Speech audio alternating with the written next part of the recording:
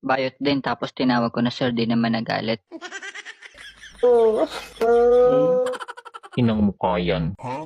Mukha ba ako nagko-content ng pandesal sardinas? Hindi po. Pero mukha po kayong lalaki. Anong problema dito? Di niyo ba na-orient mga tauhan niyo? Ano bang ginawa mo? Di niya alam kung sino ba dapat ang tinatawag na ma'am or sir. Sorry ka. Ba't mo kasi tinawag na ma'am to si Tekla? Ay, kunwaring bading lang naman yan. Hindi nga ako si Tekla. Sir, meron din po kasing bayot doon na tinawag kong sir, di naman po siya nagalit. Sir naman ata talaga yan. Balbas pala mukha ng barubado. Ayan yung tipong nakasalubong mo lang. Batukan ka bigla eh. Ina niyo kung mag-usap kayo parang wala ako dito Huwag niyo ako ikumpara dyan. Tingnan mo nga ako. Sa ganda kong to, mukha ba akong sir?